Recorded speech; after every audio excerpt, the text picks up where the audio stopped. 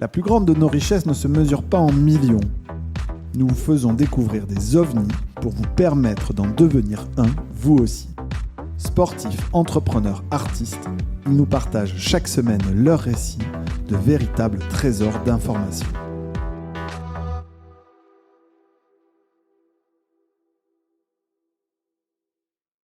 Thomas, toi aussi, je t'ai pris au piège. On tourne 2 podcasts sur la même session.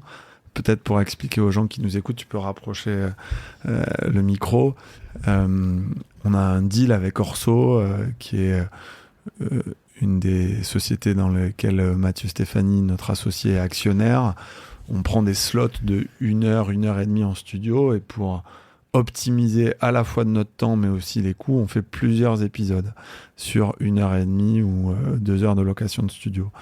Et donc je t'ai un peu piégé, Thomas. Je t'ai dit tiens, passe chez Orso à telle heure pour qu'on fasse un rapide hors-série ensemble pour aborder la série d'été qui va venir à propos des premiers employés de start-up. Et donc est-ce que tu veux bien faire 2 choses ? D'une part, te présenter, et 2, nous expliquer comment t'es venue cette idée de faire une série de podcasts avec les premiers employés de start-up. Ouais. Et il y a pas mal de... Enfin, présenter en 2 lignes, on va essayer de le faire. Et après... Je te donne 3 minutes pour faire une présentation complète de qui tu es. Ouais, on va essayer de faire plus rapidement, parce que j'aimerais Tu bien n'aimes pas passer parler du de temps toi, hein ? Non, pas énormément. Mais on va le faire. Donc...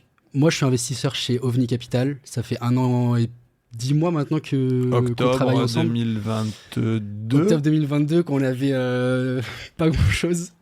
Il y avait 5 millions sous gestion, un deal. Ouais. Et un agrément AMF et donc 25 souscripteurs. Et Et on aujourd'hui, s'était il y rencontrés a à la French... France Digital, France Digital, ouais. 6 Belle mois discussion. avant. Ouais, à peu près, on va dire ça. Et Même pas, non, 1 mois avant. 1 mois avant. C'est j'ai ça même envie de te dire 10 jours avant. Mais 10 jours avant. Et après, j'ai refait... Mais donc, le lien de confiance, c'est on avait un super tiers de confiance entre nous deux qui nous a dit Thomas, tu peux y aller les yeux fermés. J'ai bossé 6 mois avec lui. C'est un mec en or et donc j'y suis allé les yeux fermés. Ouais, c'est exactement ce qui s'est passé. Il savait que moi j'avais une grosse envie d'aller sur du pre-seed seed. En gros, juste pour faire le parcours de façon assez rapide, j'ai commencé à travailler dans un fonds qui faisait du gros, donc qui faisait de la série C et de la série D sur des sujets assez passionnants en deep tech. Ensuite, j'aimais bien, forcément quand tu arrives dans ce type de fonds, tu rencontres des super entrepreneurs qui sont arrivés à ce stade, tu as la crème des entrepreneurs. Juste, j'avais l'impression que je serais jamais proche des entrepreneurs parce que ceux qui sont les plus proches d'eux, en général, c'est ceux qui ont cru en eux au tout début. Toi, quand tu arrives et que tu es un investisseur en série C, en série D, tu arrives à la fin, quoi.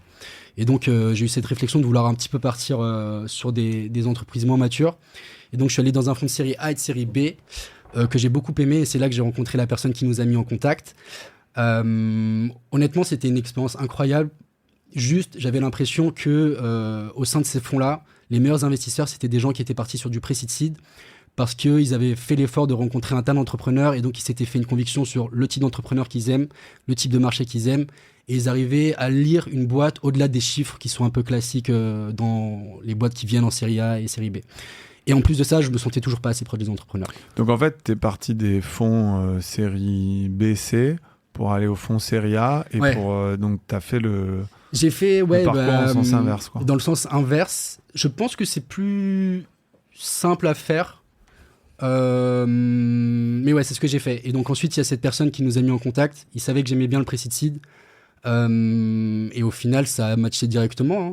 On s'est bien entendu. Aujourd'hui, tu as fait quelques épisodes, quelques podcasts qui sont publics. Je crois que tu as fait celui avec Philippe Boursier. Est-ce que tu en as fait d'autres, qui est le premier employé de Criteo ? J'ai fait un épisode avec Philippe Boursier. J'ai fait un épisode mais que tu connais pas, que personne connaît, parce que déjà je suis pas connu, mais surtout parce que c'est un épisode sur de la musique. En gros, il y a et c'est sur les plateformes. Je crois que c'est un podcast qui a pas mal buzzé.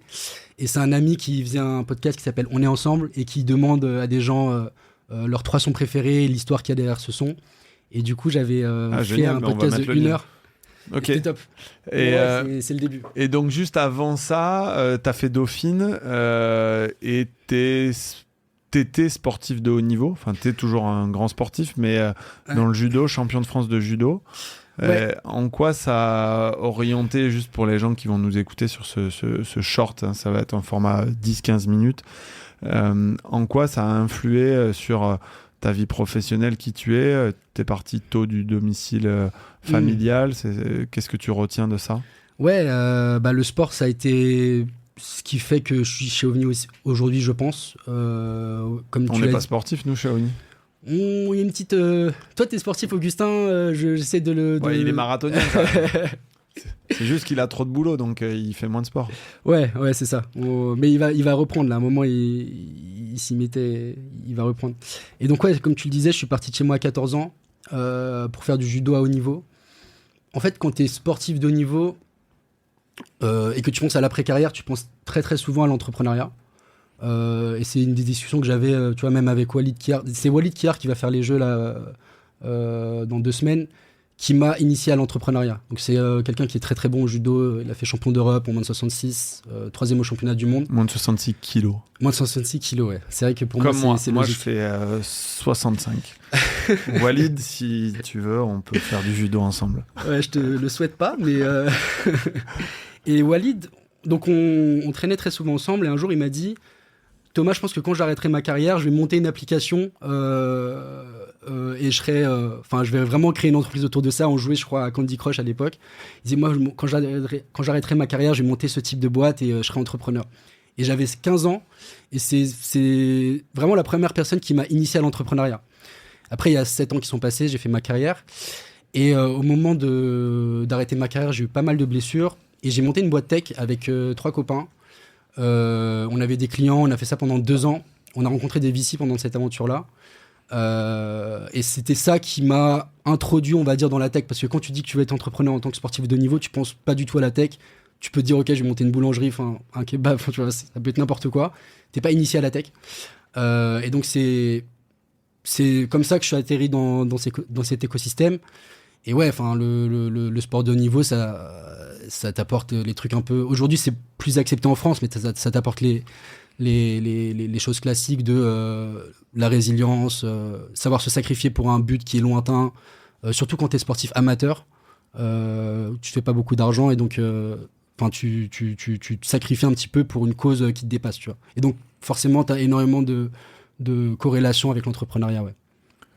Quand t'as un Mathieu Blanchard, qui est une légende vivante de l'Ultra Trail, qui a fait l'UTMB en moins de 20 heures, qui est un des premiers à avoir passé cette barre symbolique, c'est ça, hein?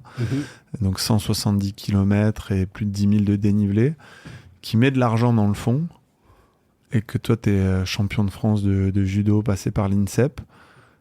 Tu ressens quoi? Je ressens une grande fierté. Je me dis que c'est le début. Qu'il faut qu'il y ait beaucoup plus de sportifs de haut niveau qui s'intéressent à l'entrepreneuriat, notamment dans la tech.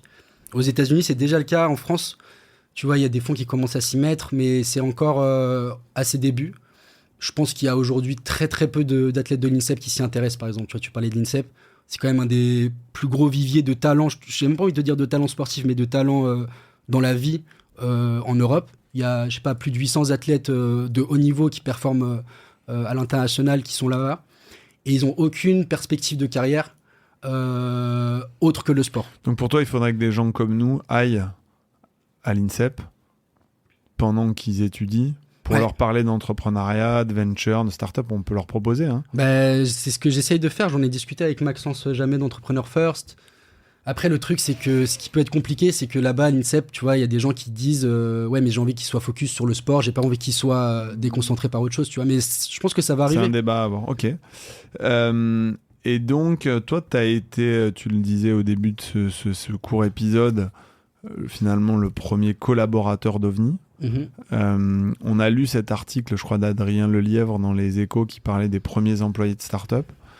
Et tu as eu envie d'aller interroger tous ces premiers employés de start-up. À l'heure où on enregistre, tu as déjà fait 4 épisodes, c'est ça, 4-5 épisodes qui vont sortir.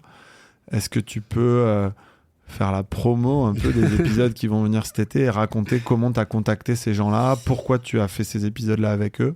Ouais, t'as raison. Enfin, moi, je suis un petit peu dans le persona des gens que j'interviewe, parce que je suis le premier employé d'OVNI. C'était aussi une grosse question quand j'ai fini mes études, de me dire, ok, j'ai envie de rejoindre un projet au tout début ou même de monter ma boîte. J'aimais beaucoup la partie investissement aussi. Et donc je me voyais, et j'en ai discuté avec Victoria Dalot, avec qui on a fait un podcast, de se dire, soit je rejoins une start-up en premier employé, soit je rejoins un fonds en création, quoi. Donc c'était un débat que moi j'avais au quotidien. Et je trouvais qu'il y avait beaucoup de ressources sur des premiers employés de startups qui ont réussi.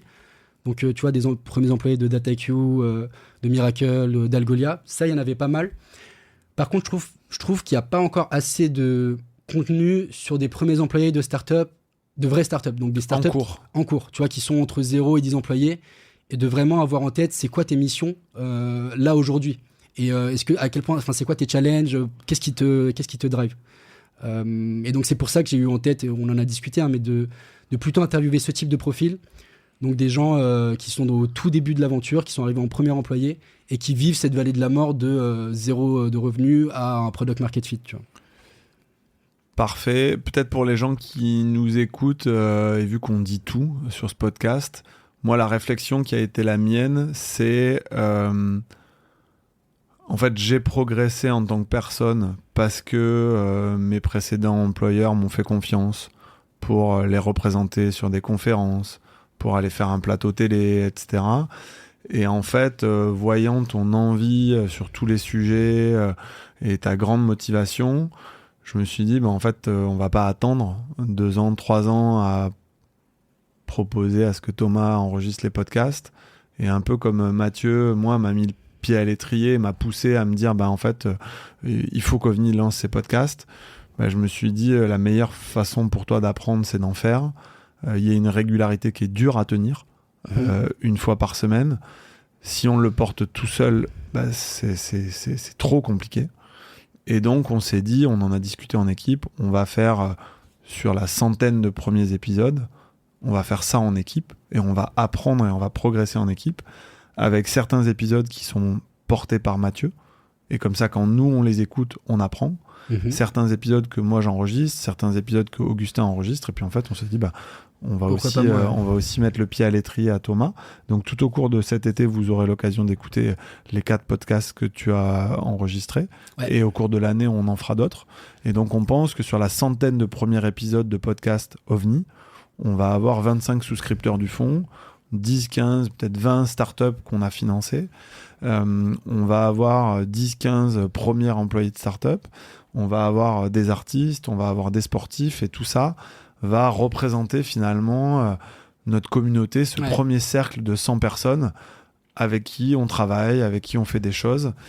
Et on espère que l'audience sera au rendez-vous et que les gens seront contents. De toute façon, on fait ça aussi pour se faire plaisir, sans prétention. Peut-être, on s'était dit 1/4 d'heure, donc on va respecter le timing. Sur les 18 mois qu'on a vécu ensemble, ton meilleur et ton pire souvenir?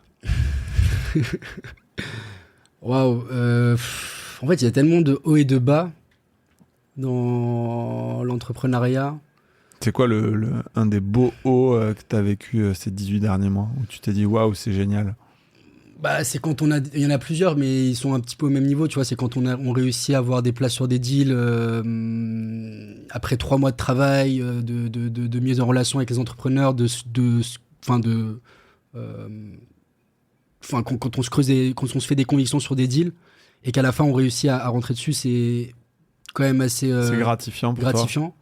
Gérer tes deals quasiment de bout en bout aussi, ce que tu n'avais pas fait avant, ça c'est gratifiant. Forcément c'est gratifiant. Comme je disais, t'as accès à l'entrepreneur et tu construis une relation avec lui. Et donc ça fait partie des meilleurs moments. Après forcément aussi l'interaction avec les LP, on a réussi à convaincre des gens assez incroyables. Et moi, pour moi, de pouvoir interagir avec ce type de personnes, c'est toujours un privilège, tu vois.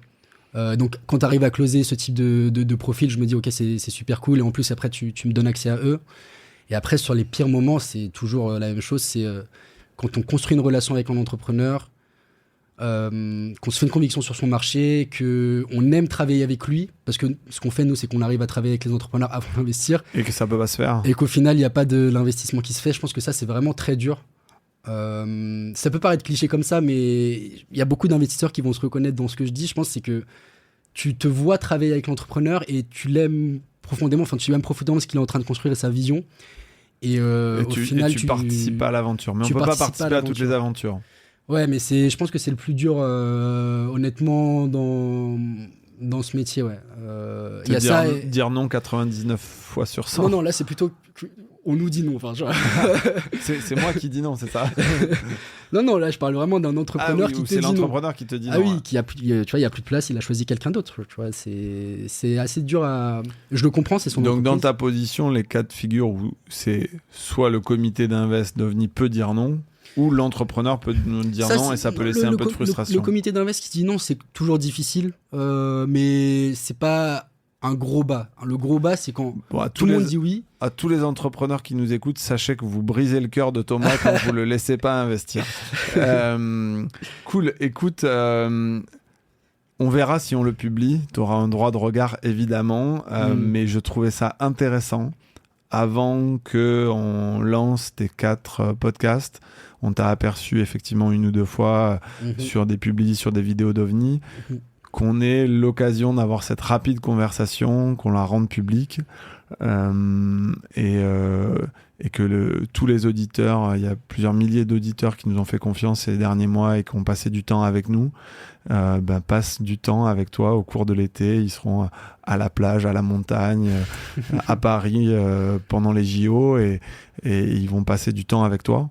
Et donc, je trouvais ça sympa d'avoir l'occasion de te présenter. Et peut-être aussi, pourquoi je voulais le faire, c'est je passe toujours à la fin des podcasts un moment pour remercier les souscripteurs de la confiance qu'ils nous ont fait, pour remercier les entrepreneurs de nous avoir laissé rentrer à bord. Toi, je te remercie de façon privée assez régulièrement, encore que peut-être des fois je suis peut-être un peu ingrat ou avare de remerciements, mais c'est aussi l'occasion pour moi de te remercier publiquement d'avoir rejoint cette aventure quand c'était le bazar, parce que cette période de chaos à la création d'une société de gestion ou d'une start-up, elle est normale, elle est naturelle, il faut juste savoir l'accepter. Tu as pris un risque sur ta rémunération, en prenant une rémunération râlée pâquerette au début, et qui a augmenté au fur et à mesure de l'augmentation de l'actif sous gestion, de façon assez linéaire, tous les trimestres. Et donc, pour moi, ça montre que la qualité n'attend pas l'âge, que tu as en toi cet ADN d'entrepreneur, et que, effectivement, pour moi, tu es le premier collaborateur d'OVNI, mais en fait, tu es un des piliers et tu es un des associés. Et donc, je trouve ça cool de prendre ces 20 petites minutes dans des journées bien chargées pour te présenter à nos souscripteurs, à des fonds amis, à tous les gens qui écouteront cette vidéo ou qui regarderont cette vidéo ou qui nous écouteront sur les plateformes. Ouais, écoute, merci pour tes mots, merci pour l'accompagnement au quotidien, et on a encore de belles choses à construire. Ça marche. Et donc, vous l'avez compris, on est le 18 juillet, il est 13h, et donc on laisse les clés du studio à Thomas. Et nous, Augustin, Mathieu et moi, on prend nos quartiers d'été. Donc, à partir du 19 plus 7 du 26 juillet, c'est Thomas que vous entendrez à ce micro. Soyez indulgents, c'est ses premiers épisodes. Envoyez-lui vos commentaires thomas@ovni.capital si vous avez aimé des éloges, si vous avez détesté soyez gentil quand même. Des insultes, des critiques. Tout feedback est constructif. Et voilà, abonnez-vous, mettez-nous 5 étoiles sur les plateformes si vous pouvez. C'est sympa. En tout cas, nous, on est toujours ravis de passer ce petit moment en studio ensemble. À bientôt. Salut tout le monde. Merci Thomas d'être venu.